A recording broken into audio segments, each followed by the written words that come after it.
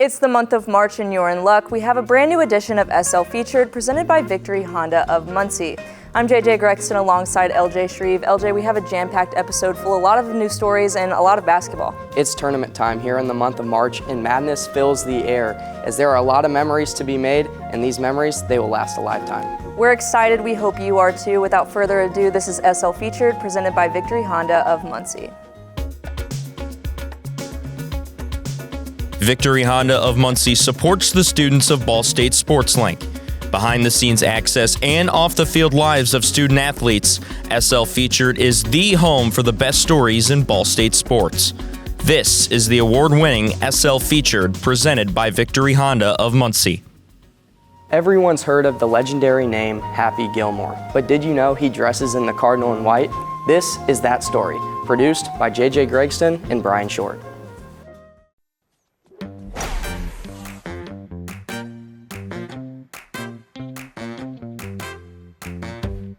I had a real set of clubs on my first birthday. I've never had plastic clubs. I always had real ones. In my first tournament, I won a long drive contest.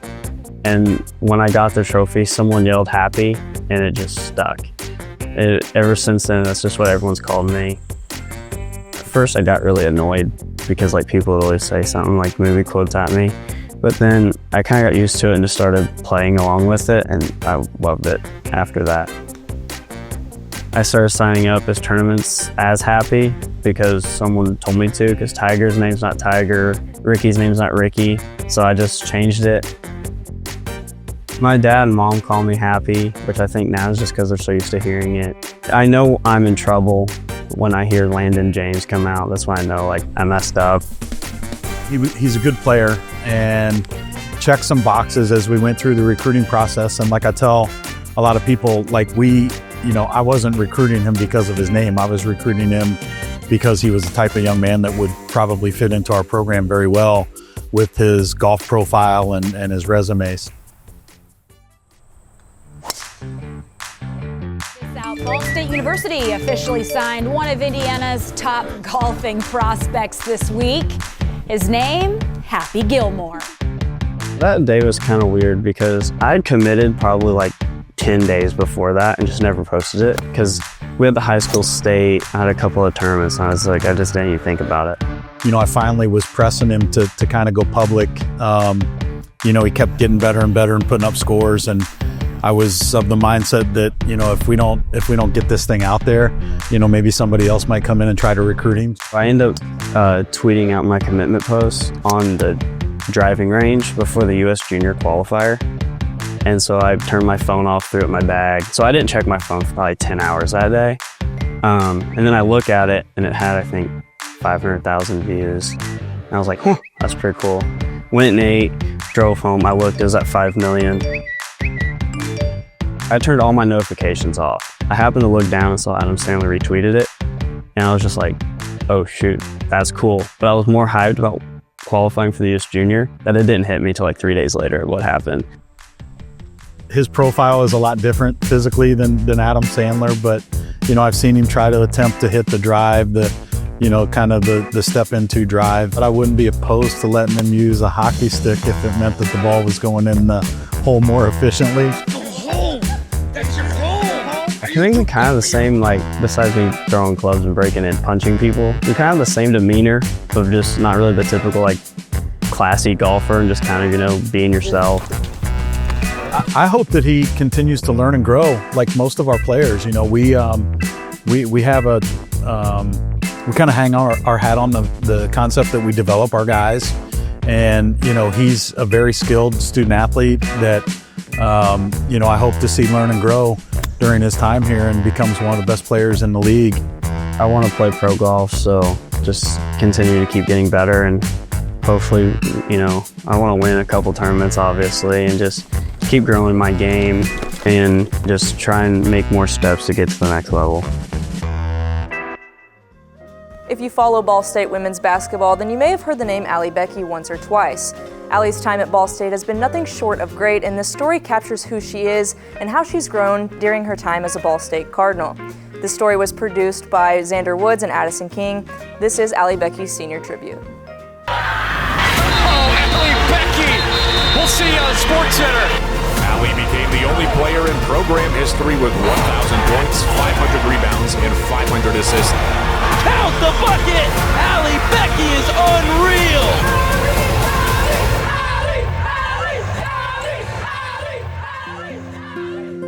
I would say basketball means everything to me. I've grown up with it. It's kind of been my whole life. My dad introduced me at kind of a young age, and he just coached me ever since then, and I just kind of fell in love with it. I fell in love with the process. I love watching the ball go in the hoop. I love getting my teammates involved, and so, I mean, from there, it was just kind of like love at first sight. Kind of my freshman year, I was with a group of girls, great girls for AAU travel ball, and like Ari Wiggins, Meg Newman, like Katie Richardson, like all, like Alyssa Crockett, like all of them were super good girls, and so I mean, they got recruited well, and so that kind of drew the recruits to me as well, kind of like my freshman year. Yeah, and then unfortunately my sophomore year, I tore my ACL, and so I still had interest in everything, and Ball State was kind of like one of the first schools to offer me before my ACL surgery, and they kind of just stuck with me the whole way. That recruiting season, we knew we wanted and needed a point guard, right? That was a huge priority for us. And so we had a list of 7 going into that. You know, we had 3 or 4 from the state. We had a couple from Ohio, if I remember right, maybe 1 up in Illinois. And so I spent the early part of that recruiting season, and that's all I did was go watch those 7 kids and try to make a determination which one was the right one, right? And they were all good players, right? You know, I just kept coming back to Ally. I kept comparing all the other ones to the way Ally played. And so it's pretty evident by doing that exercise that Ally was the one. I think it was early junior year. I can remember when I committed, I was in Pennsylvania at my grandma's house, and I was just talking to Audrey about it. I was like, I don't know yet, like we just have to think about it more. And then a couple days later, I was just like I'm all in, like let's just do it. I want to be remembered by just being a tough player, a tough individual, and just kind of like also not just I play basketball, but kind of just like I'm out there with the community helping out too. The crowd is amazing, especially these previous years. I mean, they've kind of showed out recently, and they've been great, and especially the ones who have been there since my freshman year. Just great support and everything like that, and going out with the core 4, but also with Elise and Lachelle. I mean, we've created great bonds as well, so it's definitely gonna be emotional, and I owe everything to this place and all my memories and everything like that. So yeah, definitely gonna be, I definitely will cry, but I'm excited, and it's a bittersweet moment, and I'm just so thankful and blessed for just being here.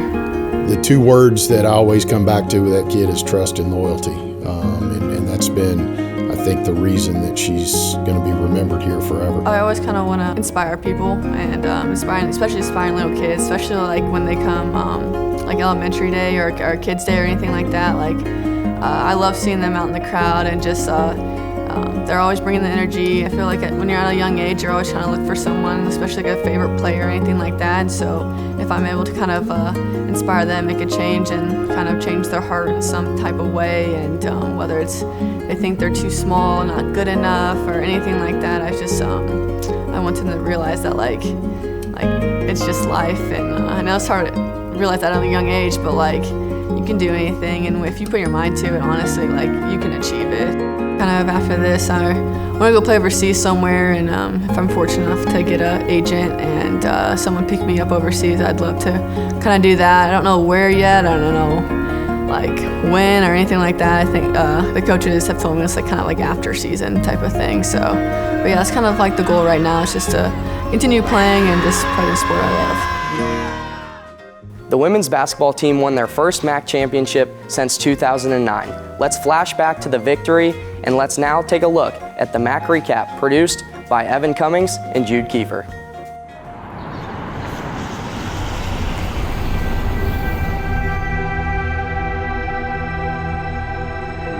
I've been a head coach for 21 years, and this has eluded me, right? This championship has eluded me, and we've had teams that could do it. as I'm getting older, I'd lie to you if I didn't tell you that, you know, this was something that was important.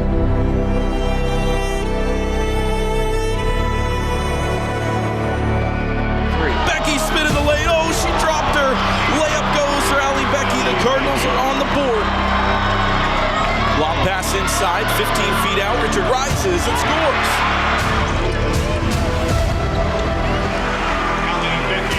In transition they go. Dykstra penetrates the lane, throws far side, three-pointer for Carruthers. It goes down. It's in the left-handed layup. She breezed by Marie Kiefer. McConowitz 3-on-2 the other way for Toledo. In transition, the three. Kiragas knocks it down. 24-21. Toledo leads at the halftime break. An entertaining one here in Cleveland. Like I said, I think we just started looking different. You could see it come across us like it's winning time. Hands it off. Bischoff gonna try the triple. Bang! Maddy Bischoff. The Cardinals have scored on their last 3 possessions. Richard to make it 4. Yes! 2-point jump shot from the free throw line. 58-46. Here comes Lachelle Austin. Crossover left inside the paint. Scores off the left side of the window.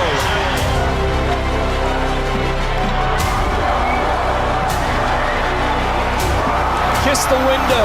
8 shots all inside the arc. Oh man, she's having a day.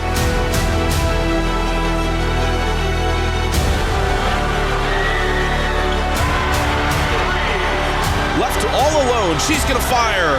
Yes! Into Becki. No more fouls. Cardinal fans, put on your dancing shoes. Ball State has won the 2025 Mid-American Conference Tournament. I've always thought that all of this is the byproduct of doing it right. The wins, the nets, the trophies, all the stuff, it's just a byproduct of doing it right. And I think when you just dive deep into doing it right, good things are going to happen, whether it takes 21 years or whether you get it in year 1.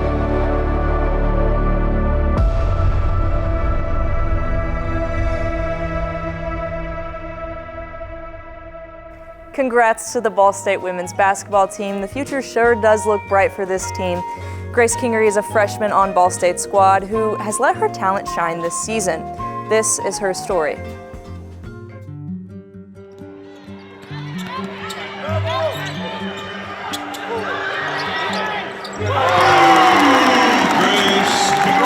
We were at the Caitlin Clark interview with David Letterman, and David Letterman gave me his Letterman jacket. Yeah, I mean, it was awesome. I didn't really understand how big it was then, and until after everybody was telling me.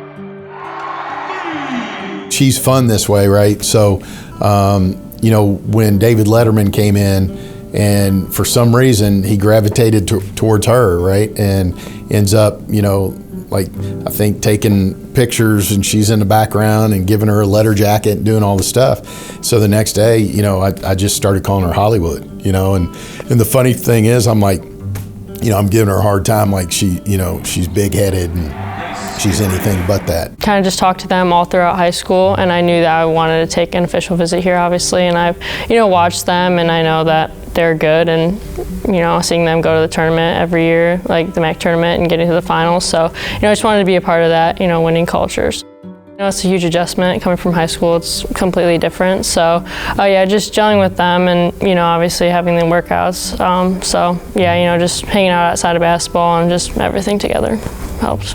We started noticing her getting better, practicing better, competing on the defensive end better.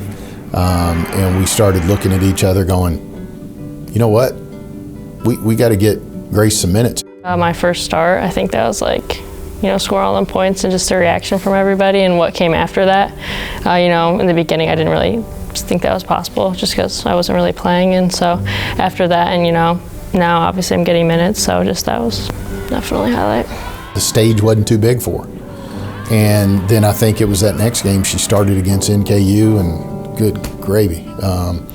she was great. I think just always staying ready. I knew like eventually, my time would come where I would get an opportunity. So, when I got that, just, the hours in the gym spent and, the extra shooting and all that. So just being ready, and then obviously like all the coaches believe in me and, give me the confidence to do my thing.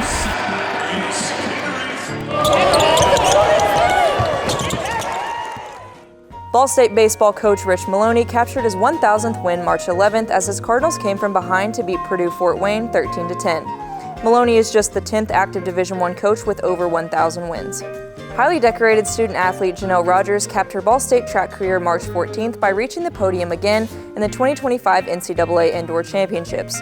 She earned the 4th All-America honor of her career, joining Charity Griffith and Latasha Jenkins as the only 4-time All-Americans in program history. Ball State Director of Athletics Jeff Mitchell has announced the hiring of Andy Stutz, the Cardinals' next soccer head coach. Stutz will look to continue the recent success that the Cardinals have had on the pitch. Stutz arrives in Muncie following a 4-year stint as the associate head coach at the University of Missouri. Mark your calendars for Saturday, April 12th, and join us at Schumann Stadium for an exciting preview of the 2025 football team at the free Spring Showcase. Get a look at Coach Mike Urimovich's team, which opens the 2025 season August 30th at Purdue. This next story covers a basketball star, athletic freak, and a man of character. Fat Hill has been creating highlights for years, but this year stepped his game up to a whole new level. Who wants to be the hero? Fat Hill does. On the floor, Britton Watts, Hill, Sparks, Hernandez, and Mickey Pearson Jr. Man, they gonna block it if I go for a layup, so I just go up and try to dunk it. Every time I go up, I'm just thinking about making it. Inbound safely into the hands of Hill. He gets across the timeline. No timeout by Coach Lewis. Down low, Hill. Oh my gosh! What a jam! Are you kidding me? Over the head of the Wabume, and he misses the shot, and it's over. Ball State has won. Jermahri Hill, get out of town. Just freaky athleticism. Just that athleticism is something that I thought we desperately needed. Before the college basketball world knew who Jermahri Hill was, he began his journey in Georgia at a basketball powerhouse named Berkmar High School. It was lovely, really, just getting to play with a lot of good guys. I just had to find a role because we was stacked, so it worked out for me in the long run though. Coming out of high school, I had really the attention that I needed. I just didn't have the right grades that needed to go with it. I had no other option but to go JUCO. Hill took his talents to Pearl River Community College, deep in the southernmost tip of Mississippi. After averaging 15 points a game, Hill earned an offer to play at the more prestigious JUCO program of South Plains College. It was really good for me. I had coaches that worked out with me daily. It was the coaching staff always pushed me. I could never relax, so I needed South Plains. Anywhere I go get to play basketball, I was excited for it. It was really no room for error or slacking, so you had to stay on your P's and Q's. Lou Godino, saw him in the summertime. I was able to go down in the fall and spend a day there and watch him work, and then able to spend some time with him and get to know him a little bit. And then over the course of time, I think he's just got a high ceiling as a basketball player. Coach Lewis, it was on my visit the first time I seen him face to face, but we had been talking through phone calls and text messages over the time though. He was really just checking in on me, telling me more and more about the school, and I learned more about him as a person too, his background. He's helped plenty of guards get to the league, so I had to come down here and be a part of it. Hill took the hard way to Division I basketball, and now he still refuses to take it easy, becoming feared for his ruthless, posterizing dunks that have left onlookers in awe. I look at it as 2 points. Fans and guys, they get excited about all that stuff. There's a dunk where we played Dayton, where he dunked us on. You can see my reaction because I was on the court with him. I was jumping around, and I was like, yeah. Yeah, he really liked that. Especially to see it in person, it's crazy. It's you know how John Morant be dunking on people? It's almost like that. You don't really see people get, posterized and do the stuff that do. He'll, for instance, we was in Florida, he had blocked someone's shot off the backboard. He almost hit his head on the backboard, stuff like that, that's crazy. You don't see a lot of that in the game. On and off the court, Hill never stops working hard to continue achieving his goals and never look back. It was really effort. That's all. Like, now I never let myself get behind on any assignments. I take pride in the classroom now, so I never have to go through that again. He's a leading scorer. Leads us in assists. So I think, he's made a huge, impact on our program. He just gives you a dynamic guy that was able to get downhill. He has a dog mentality, and that's what really separates him from a lot of people. Is like, he's a dog for real, and not a lot of people really know what a dog is for real unless you see one. I'm really just trying to help this team get as far as we can through the conference, and individually just keep getting better at my game. I think he's done a great job of adjusting from the junior college game to what the game entails at our level. I think he's got a really bright future. College athletes come from all over to make their name known, and one Ball State men's volleyball player has come from across the globe to share his talents with the world of college volleyball. We're joined with one producer on this piece, Tyler Climbs. Tyler, thank you for being here. It's great to be here today. Whenever you're doing a story such as Raje's, where there's maybe a few different parts of the story that you could be telling to the audience, how do you pinpoint which part you want to tell and make sure that that's the story being told? Yeah, I love that question. It's such a good one to ask because, especially with Raje's story, there's so many different elements you could choose from and what you could pick from. It's about choosing the best of the content. And that's the fun of going back to the edit bay, myself and my co-producer, Max Gilly, and just being able to choose which parts of his story we want to tell the most. And it becomes difficult in that process because you have to cut some stuff out in order to keep some things with time restraints, but that's the fun of it. You know, Tyler, when going through all the athletes that you could possibly choose from what made Raje one that really stood out?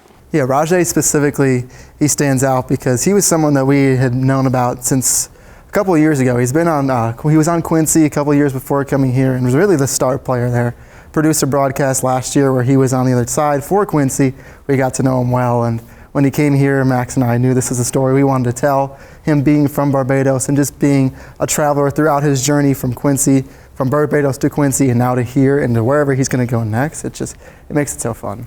When telling his story and going through that interview process, what's something that you guys didn't know that you guys learned that is included in this story? Yeah, I would say for that, there's a lot of stuff that we knew going into it, but there's also a lot that we had to try and piece together. And the theme of this story, as you'll see, is the gratefulness and the excitement that he has to be here, being able to understand how lucky he is to be in this situation and to play for a top program in the country throughout his journey. That was something huge we picked up on. All right, Tyler, thank you again for being here. Without further ado, this is Raje Alleyne's story.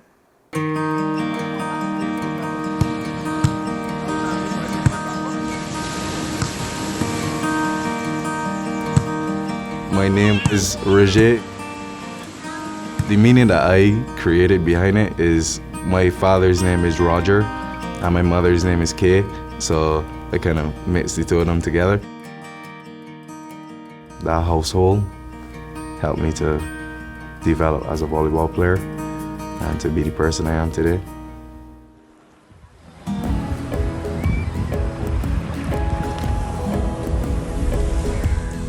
The island is amazing.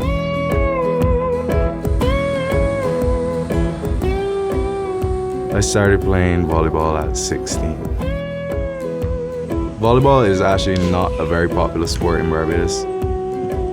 My brother-in-law, he was the one that introduced me to volleyball. And he told me to come to one of their practices. And I got hit in the face by him.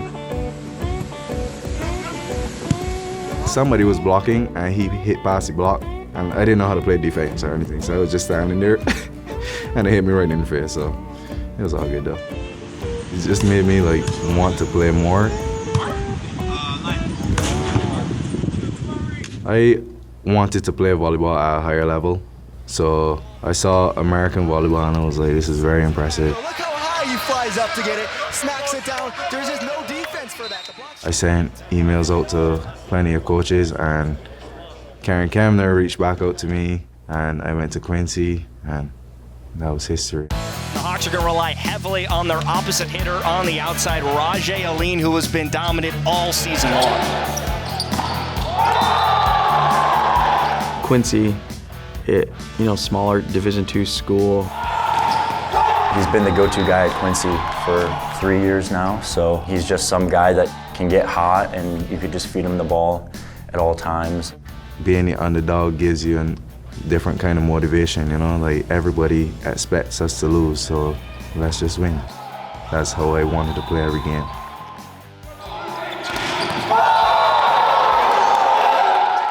With Raje, I had some history with him. You know, we were trying to recruit him to Grandview, where I previously was. And then when he hopped in the portal, his former head coach, Karen Kemner, who is a dear friend of mine, I reached out to her and just said, hey, I want to reach out to Raje. And I just remember her saying, you would be stupid if you didn't. Sets up a lead, and again, he connects with the hardwood. Playing against them, like seeing the bench and the players and everybody on the courts, it felt like such a family, you know? He was what we were looking for, and he's just been spectacular since he's arrived on campus last fall. He is so well-mannered on the court, you know, he's just like a silent killer. When we go on the court and start playing, it's like a flip of the switch. He just wants to compete and wants to win and wants to play better every single point. During game time, it is more like killer mode.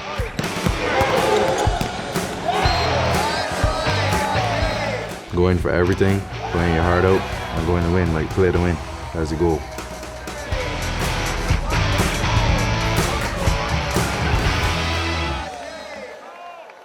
He's just scratching the surface. My guess is he's not even close to his ceiling, but I believe he's got a bright future in volleyball in the professional world. From the time I first played it, like I was in love with the sport. I wanted to get better at it. I want to reach my fullest potential, and if it takes me to Antarctica, I'm gonna go there. So we did a team activity. Each player is supposed to pick 2 words that best represent or describe what this program means to them, and his 2 words were grateful. I use grateful because of the many people that got me to this point.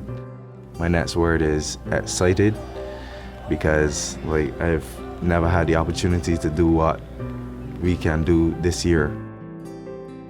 Where he comes from in Barbados, he's not afraid of going into places outside of his comfort zone. A place like Quincy, Muncie, and making it home. When you step on the court, you're Ball State Cardinal, and you're also a Barbadian. Representing for them is like a big thing for me in order to guide the way. They deserve it, and I know they deserve it, so why not do it?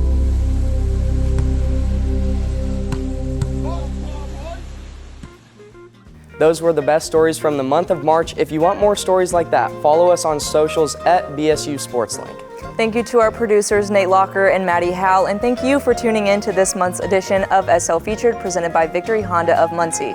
We'll see you next time.